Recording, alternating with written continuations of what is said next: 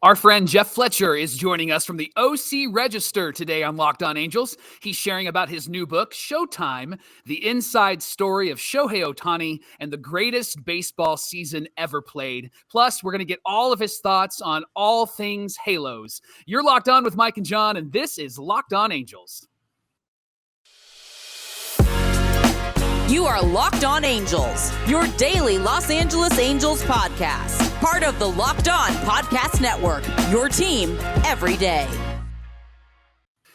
Johnny, it feels good to say it. Thanks for making Locked On Angels your first listen of the day. We're free and available wherever you get your podcast. Audio listeners, please rate and review the pod. It helps people to find it. Video watchers, those on YouTube, please subscribe and click the bell to be notified every time a new episode drops. And today's episode is brought to you by BlueNile.com. Make your moments sparkle with jewelry from BlueNile.com. And going on right now, Blue Nile has an anniversary sale. You can save up to 40% on classic fine jewelry pieces and 25% on engagement ring settings. Shop stress-free and find your forever piece by going to BlueNile.com today. Hey, thank you for joining us for this edition of Locked On Angels. You've got the Frisch Brothers, a.k.a. the Super Halo Bros here with you. My name is John, and that's my brother Mike. And my name is Mike, and that's my brother John. Mike, you look tan, relaxed, and refreshed. Welcome back from Hawaii. I hope you had a good time because I had a miserable time watching the Halos this week, except for Wednesday with Shohei on the mound. But I had a good time hosting the show. It was great to go solo. So thank you for giving me the reins for that. And I'm glad to have you back, though. It is great to be back. You did an excellent job. I wish I could say that for the Halos because it was a pathetic week and it all falls apart when I go. The show didn't fall apart. The Halos fell apart, but they really were falling apart way before I left. But it is good to be back. It's good to talk about the Halos. I feel like I need like a WWE, like, you still got it. It's good to be back. I'm glad to be here.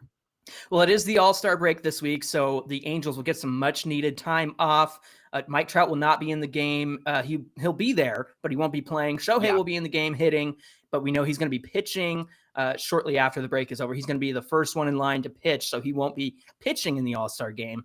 So I think that's a good thing, honestly. But at the same time, it is kind of disappointing that we won't see both of them in the game, but at least they'll both be there. And as for the rest of the Angels, get those guys a spa day, get those guys a massage, get those guys. You know what I did a couple of weekends ago? I did one of those sensory deprivation things where you float in the salt water and the lights are off, like 11 Stranger Things. Yes, 11 from Stranger Things. I did one of those. Get the Halos that too, because they need to connect to the upside down somehow. And maybe you can piggyback into one of their minds and help them to figure out how to not look at strikes going down the strike zone, right? Piggyback from a pizza freezer, exactly. There you go. But all that to say, I hope they get some much needed rest. But in the meantime, we're very excited to have Jeff Fletcher from the OC Register and author of Sho-Time, the inside story of Shohei Ohtani and the greatest baseball season ever played. He's going to tell us about his new book, and he's going to answer some much needed questions about our Halos. So let's get into that interview right now. Well, we're excited to welcome Jeff Fletcher from the OC Register, and he is the author of Sho-Time, the inside story of Shohei Ohtani and the greatest baseball season ever played. Jeff, thanks for being here with us on Locked On Angels. Sure. Thanks for having me. Hey, Jeff, give us your resume. We have a lot of fans that are new. They're new because of Shohei, actually. And so give us your resume. Where have you been? Where are you coming from? What are you doing now so that people can get an idea of who you are? Well, I attended Ohio University in Athens, Ohio, studied journalism there. I had my first job was at the LA Times. I covered high school sports and Cal State Northridge. And then I covered the Lancaster Jethawks for a little bit because I really wanted to do baseball. And nice. I think they just let me do that because nobody else wanted to. And I was very excited to do it. Cal League baseball, lots of 12 to 10 games. It was great. Nice. And then I covered the Giants and the A's for the Santa Rosa Press-Democrat up wine country there. I did that for 11 years. And then I have been doing this since the 2013 season was my first full season covering the Angels. Awesome. Now, you, with the Giants, was Barry Bonds there when you covered them? Yeah, I had the whole Barry Bonds thing from it was basically from like the middle of his Giants career that I started. Well, maybe a little. I covered most of it. So it was from 97 to 2007 that I covered Barry. So I saw all the records and all that stuff. Nice. So what's it like watching Shohei versus watching Barry? Do you have a preference? I mean, is it equal? Is it more fun watching one or the other? Well, they're both incredible. Yeah.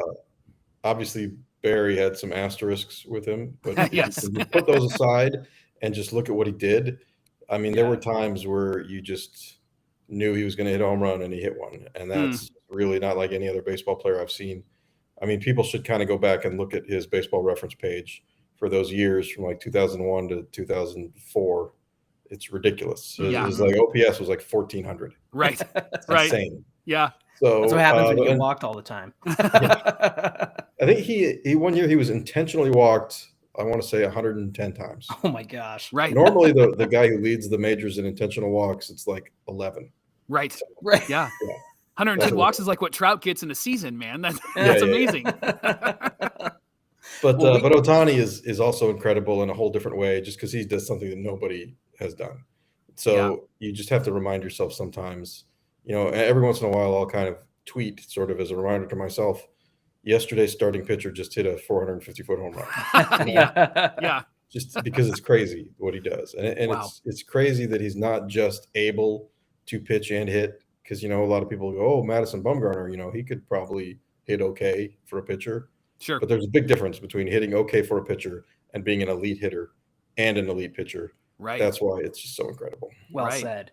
Hey, Mike and I dressed for the occasion, by the way. So he's got show nose. I got the Ohtani face. I'm going to the All-Star game, so I'm going to rep this on Tuesday. So I'm excited about that. But let's get into some questions about the book. And I think just kind of a starter question here. Why did you write this book? I mean, somebody had to write it, right? Yeah, right. I mean, he had great like answer. a season that nobody'd seen in 100 years. Yeah. And it needed to be like chronicled and kept for the record, preserved forever in one handy place, rather than just going through, a million different articles all over the place about what happened to get Ohtani to the 2021 season and through the 2021 season. Mm-hmm. And I had been covering him, I'd covered the Angels his entire career. So I'd seen all of it. I'd seen the highs and lows and the context to lead him up to it. So I just felt like, if somebody's going to write this book, it should be me. And fortunately, I found a publisher that was agreed with me. And that's how it happened. Were you chronicling this whole thing and then decided, hey, this needs to be a book? Or was the idea like, I'm going to write a book from the beginning? Well, not really. I mean, I actually started writing it in 2018 when he first got to the big leagues. Mm-hmm. And at that point, it was just going to be a book on his rookie year, But when he got hurt in June and couldn't pitch anymore, then the publisher at that time kind of lost interest. And they said, well, let's just table this and we'll see what happens. And of course, nothing happened in 2019 and 2020. He didn't really pitch. And then 2021, all of a sudden, he's going nuts again. And then, that was kind of revived the idea. But there was still a lot of, as the season was going on, a lot of back and forth with different publishers. And there wasn't really anything that was locked down until after the whole season was over. So fortunately, there was a lockout last winter, which cleared my calendar somewhat. And I was able to write pretty much, 80% of it in, November and December of 2021. So it wasn't super hard to do because I had already seen it all. I'd already written the whole thing. So I just had to do a little bit more filling in the gaps of things that I wasn't as sure about from my daily coverage. And so there was a little of that, and it was mostly just putting together, what I'd already seen. Well, coming up on Locked On Angels, we're going to talk more with Jeff Fletcher. But first, Locked On Angels is brought to you by BlueNile.com. Celebrate all of life's special moments, from creating the custom engagement ring of her dreams to gifting a classic and timeless jewelry piece, all at prices that you won't find at traditional jewelers. Since 1999, our friends at BlueNile.com have helped, Johnny, millions of couples create their perfect engagement ring. If you're looking for fine jewelry and you have trouble choosing, Blue Nile has jewelry experts on hand 24/7, available via phone or chat to help you find that memorable gift at your budget. If it's not perfect, no problem. 100% satisfaction guaranteed. And happening right now is the Blue Nile anniversary sale. You can save up to 40% on classic fine jewelry pieces and 25% on engagement ring settings. So you can go and order a ring or get an engagement ring or whatever piece of jewelry you want right now at BlueNile.com, and every order is insured. It ships free and arrives in a discreet package that won't give away what's inside. Shop stress-free and find your forever piece. Go to BlueNile.com today. Thanks for making Locked On Angels your first listen of the day. NFL fans, have you ever wondered what NFL stars move the betting line the most? Well, our friends at Locked On NFL have the answers for you. The Locked On NFL podcast gives you the 50 most valuable players in the NFL and from the odds makers at BetOnline. Available today on the Locked On NFL podcast and on YouTube. What do you think, having written the book, what do you think is the most, I'm sure there's many compelling parts, but what do you feel is like the most compelling, interesting part of the story that you've written here? I mean, I think one of the things that I think is most interesting about the whole Ohtani story really happened back in 2017. And I think it was the process of him going from Japan to the major leagues. And I think that was just a super unique process to begin with, because he came at sort of the perfect time when the rules were changing to where he could be a superstar talent, but the money that you had to pay him was very limited, which meant that every team from the New York Yankees to the, Kansas City Royals could take a shot at him. They were all in. Yeah. And you couldn't really just say, I'm going to write the biggest check and get him. So you had to convince him. It was really recruiting. It was like a college recruiting thing where you had to teams made these presentations to convince Ohtani how great it would be to play for them. And I just think that was a really unique process that no other player has gone through. Usually it's either you're a total free agent, which means it's mostly just the money you can pay, or you're just drafted, in which case it's, the player doesn't get any choice at all. Right. So he really fell in between that. So I think that was a really fascinating part of the story. What did you learn about Ohtani as you wrote this? And more importantly, what did you learn about baseball? I know you're a beat writer, so you know a lot, but was there anything that caught your attention and went, wow, I never really thought about that or never really knew that? One of the things that I did learn is a lot of people ask sort of, why aren't there more two-way players? And that's, everybody thinks, oh, now that Ohtani's done it, there's going to be more. And something that I haven't really thought about is that it's not just about having the talent to do both, because there certainly have been guys who've had the talent. There are guys who are great two-way players in college, and guys like Rick Ankiel who did one and then he switched to the other. Yeah. But the reason that there's no other Ohtani is because you have to have your skills pretty much be developed at the same level, because a team is not going to let you be in the big leagues as a pitcher while you're spending another year in the minor leagues as a hitter. That just doesn't happen. So whichever talent gets there first is going to be the one that wins, and you're going to lose out on the other one. So it was really kind of, Ohtani worked out in a pretty good way, because when he was going through that, he was in Japan. And in Japan, they had a lot of interest in just letting him do it, even though, he wasn't a great hitter when he started. But in order to convince him to stay in Japan and not go right to the United States out of high school, they said, we're going to let you be a two-way player.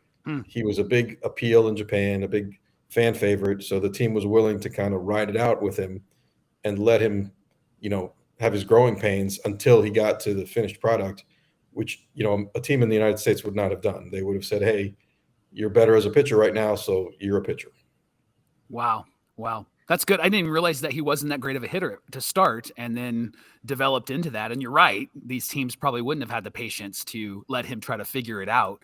And there are those conversations. John and I have interacted with Angel fans who are like, hey, let's have somebody else come up and do this. Or, hey, what if we gave this person a shot? And it's almost laughable because you're like, no, this isn't the show. This isn't a video game. I know it feels like we're watching a video game, but it's not a video game. So yeah, Shohei's just the unicorn. I think that's the best way to describe him, because he's got an asterisk like Barry Bonds, but it's in a positive way, right? Like, because the guy is just so talented. There's so many times people ask me, who's the best player, Ohtani or fill in the blank? And you can just never answer those questions because there's no other comparison. Right. Everybody, they're so different. because, Ohtani is a pitcher. He's not the best pitcher in the major leagues. Ohtani is a hitter. He's not the best hitter in the major leagues. But there's nobody else that does what he does at his level in both. So he is in a class by himself, literally. How does he know you wrote I mean, obviously he probably does, but how does he feel about the book, and have you interacted with him about it? Yeah, well, I think he had a lot of books written about him in Japan. So this is really the first real comprehensive book written about him in English, United States. And he knew I was doing it all along. And I have, I think, as good a relationship as he has with any media member, which is still not like we're buddies or anything, but he recognized me. He says hello. He, at the All-Star game, when in a crowd of, 50 media members that he doesn't know, when he sees me, he kind of is familiar. So, I think he's cool with the book. His agent read the book, and his agent certainly probably would have let me know if there were things he didn't like. Sure. So I think they like it. That's great. What will Angel fans discover if they read this book? Like, what is one of the things that you're hoping that Angel fans can understand about Shohei, understand about baseball, and discover about both?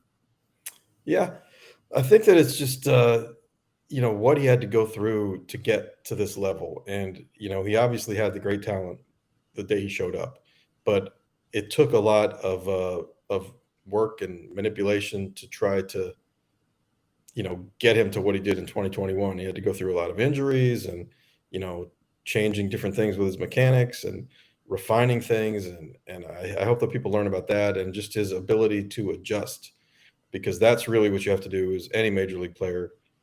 As you go, if you want to continue to be successful, you have to make adjustments, and he's done that throughout. If the season continues to go the way that it is for him, are you prepared to write the sequel to this book? Yeah, maybe just an addendum, add a little extra chapter to it, but he's still got some work to do to make the 2022 season the greatest season that's ever played. So he was a better hitter last year. He's a better pitcher this year. Yeah. But I think we're going to stick with calling last year the greatest season ever. And if there he you go. proves me wrong, then I'll have to write another one. Got to get busy. Jeff, let's talk about this season for a little bit. There's been conversations about Shohei and what the Angels are going to do with him. In your expert opinion, what do you think the future looks like for Shohei Ohtani with the Angels? And what would you guess the future would look like if Shohei isn't on the Angels anymore? What team would be the most attractive team for him to go to? Well, first off, I believe the Angels are going to do everything they can do to try to sign him to an extension this winter. Oh, my anxiety just went down. I mean, it's not really rocket science when you have a guy who's a historic player who sells a lot of tickets and sells a lot of signs on the outfield fence and a lot of sponsorships. You try to keep him. There's nothing that he doesn't do, so he's worth whatever.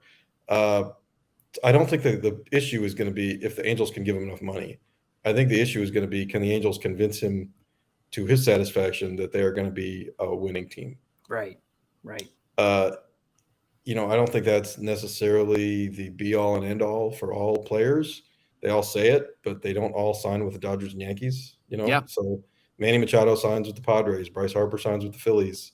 Robbie Ray goes and signs with the Mariners. Corey Seager signs with the Rangers. It happens. People sign for other reasons than just what's the best way to get me a World Series ring. So the Angels certainly have to convince him that they're going to try to be good and that they can be good. But also, if they give him a ton of money and he knows that he's in a place where he's comfortable, that could also work. So I think they're going to try that. If that doesn't work, I don't think they're going to trade him still. I think they would keep him through the 23 season and try as hard as they can to win with him in the 23 season. And if it comes to, after the World Series parade, they have to say goodbye, Shohei, then so be it. But I just don't see them trading him, because then you're taking a step backwards. You're not going to be as good. Any players you get for him are going to be, in the future, and they're unknown, and that's going to be kind of a step back, which is hard to do while you have Mike Trout. So at the end of all that, if it ends up where he's not with the Angels anymore in 2024, I mean, I think the Dodgers, sad to say, are a pretty logical spot for him. He's familiar with the area. Yeah. The Dodgers, obviously, if you want to win, I mean, they win all the time. and they certainly have lots of money. So that's a logical spot. I think the Mets are logical too, because he's got a connection with Billy Epler. The Mets certainly look like they can win because of Steve Cohen has lots of money, Mm-hmm. and they can certainly pay Ohtani a lot of money.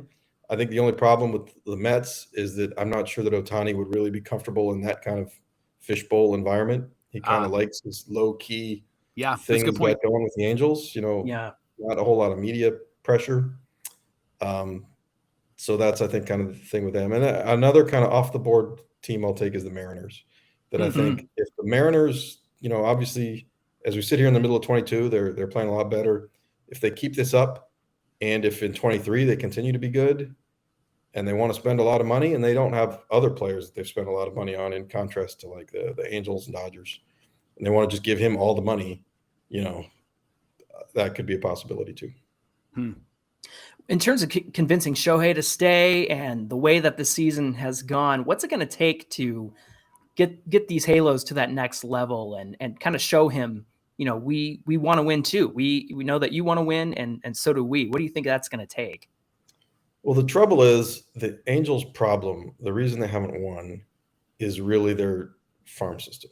It's their drafting and their development. That is what makes a team a winning team in the long term. That's the only way that you can really do it. You can't buy your way to being a winning team in the offseason. And even if you want to try to trade, even trading your way to being a winning team comes from having a good farm system. That's how you make those trades. And it's tough to convince somebody that your farm system is going to be really good soon, because it doesn't happen quickly. So I think that they're just going to have to show him that they're working on it, and that in the meantime, they're going to do their best to get the right Band-Aid players, so to speak, which certainly hasn't worked for the Angels so far, but it's not an impossible thing. And I think you look up the coast at the San Francisco Giants, look at the 2021 San Francisco Giants. Yes. They were not a great team, but they got all these guys that were the exact same type of guys that the Angels usually get. But they all were good, and it all worked. Yeah. And their older players came back and had good seasons. So it could happen for the Angels. So I think what the Angels have to do is just hope they can become the Giants in the short term, while they're building in the long term to become the Astros, which is a team that has a good farm system.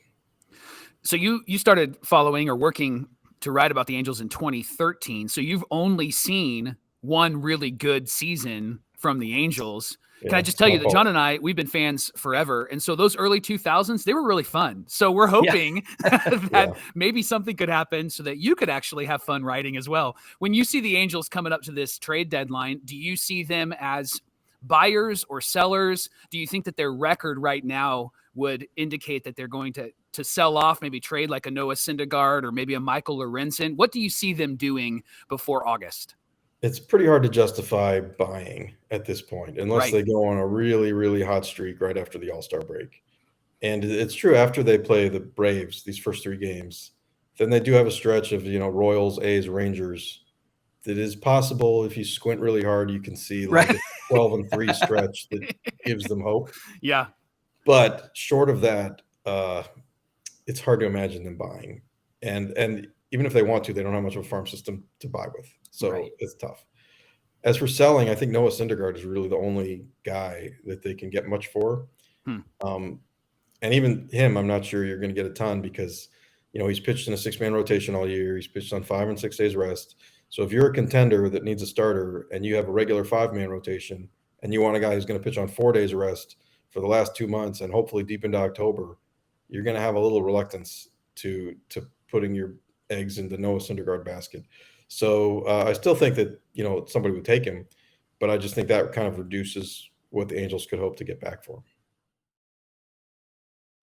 Coming up on Locked On Angels, more with Jeff Fletcher. But first, Locked On Angels is brought to you by Bet Online. BetOnline.net is your #1 source for all your betting needs and sports info. You can find all the latest sports development, league reviews, and news. BetOnline is your continued source for all your sporting wagering information, including live betting, esports, and scores. BetOnline.net is the fastest and easiest way to check in on all your favorite sports and events, including MMA, boxing, and golf. Head to the website today or use your mobile device to learn more about the trends and actions. BetOnline is where the game starts.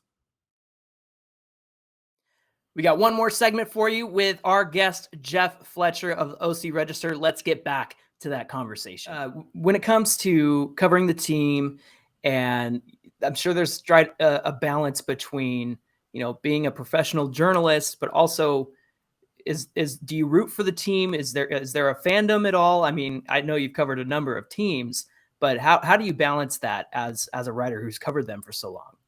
Well, I do not root for the team.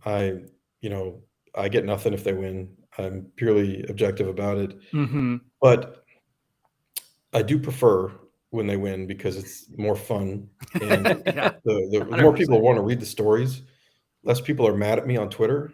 And also just this narrative and the storyline that we've had for all these years about how they're wasting Trout and wasting Ohtani. And it's this crime against humanity that is getting old. And it's just like, I'm a little tired of dealing with it. So I would like just something new, something different. It's different when the Angels lose than like when the Arizona Diamondbacks lose. Right. A whole different narrative. And it's a little old, but generally speaking, I don't get anything when they win. So, we'll take it.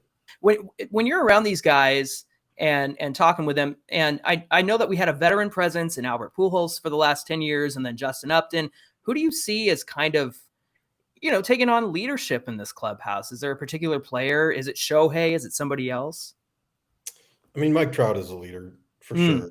He doesn't, I don't think he's a rah-rah guy, so to speak. And, on the field, it doesn't always necessarily look like it, but I'm sure that what he says in the clubhouse, people listen. Mm-hmm.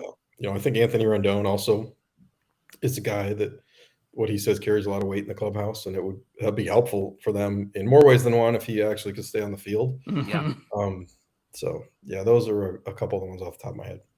The questions we get a lot are like, what happened to this team? They were 10 games over 500, and then now they're just awful, right? And I'm sure you get those questions as well. What answers do you bring to the table to the fans that are asking, and what would you say happened to this team? Everything happened. Pretty much everything that could go wrong went wrong. You said it. I mean, for starters, they had some injuries. When Taylor Ward got hurt and Anthony Rendon got hurt, that's two of your top hitters, boom, out. Mm-hmm. And, Taylor Ward was never really out, but when he ran into the fence and then he couldn't play for a while and then he came back and he wasn't the same. And then Mike Trout went into a slump at the same time. I also think that having David Fletcher out has hurt them more than people think about. And even though he was not a great offensive player last year, he put the ball in play. Right. And that just kind of keeps the line moving when you're at the bottom of the order. Even if you're not going to get a hit, you're going to move runners over and that kind of thing. And then they took him out and they put Andrew Velazquez in there. Andrew Velazquez, great defensively, but he strikes out a lot. Yeah. And is, just not a very good hitter. And that, has hurt them. Max Stassi also, was a really good hitter for a catcher last year. This year, he hasn't been. All that stuff has hurt their offense. And then the bullpen, they had their three top relievers who all started out pretty good, and they all hit a slump at the same time. And I think, by the end of the year, they're probably all going to be fine. You're going to look at their numbers, Iglesias, Loop, and Tepera at the end of the season, and you're going to say, well, that's what we expected. That's fine. But just the way that their slump hit hurt.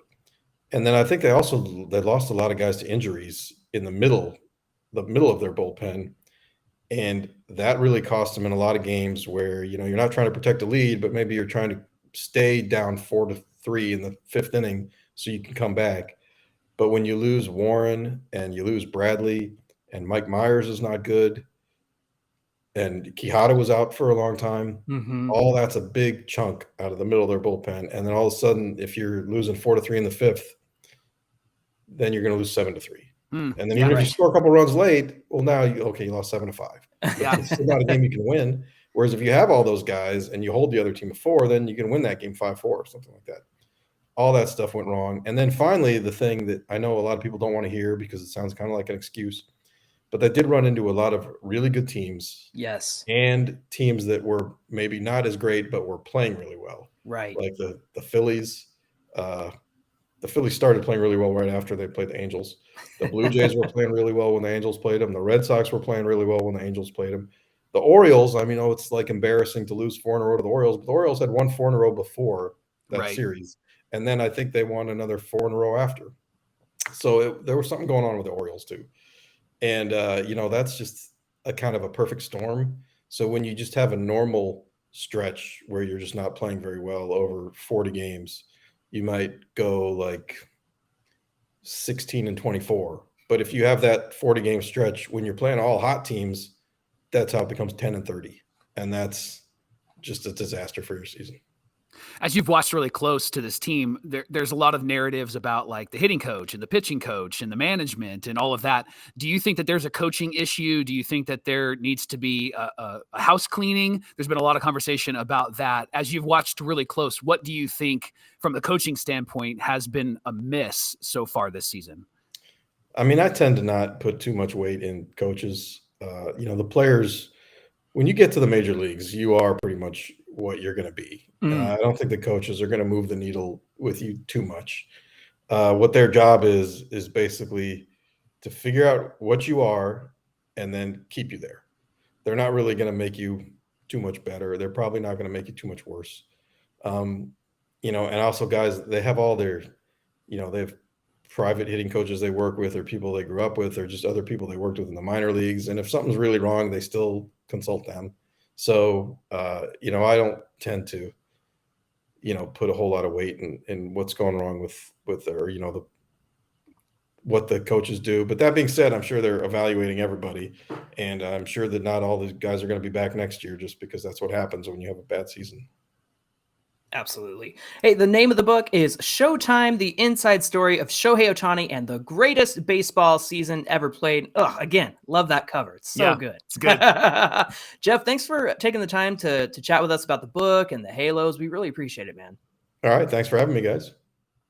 Well, thanks for making Locked On Angels your first listen of the day. Now make your second listen, Locked On MLB Prospect Show. Host Lindsey Crosby is a prospect encyclopedia. He's going deep on the MLB stars of tomorrow, and his podcast is free and available wherever you get your podcasts.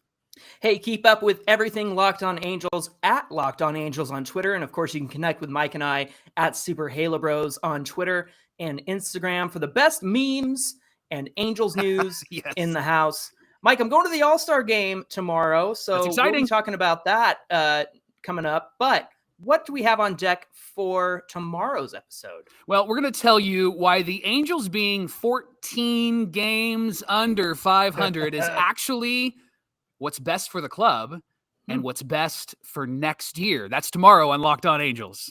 All right, sounds like a good conversation. Until then, my name is John, and that's my brother Mike. And my name is Mike, and that's my brother John. And we'll see you right back here tomorrow for more Locked On Angels.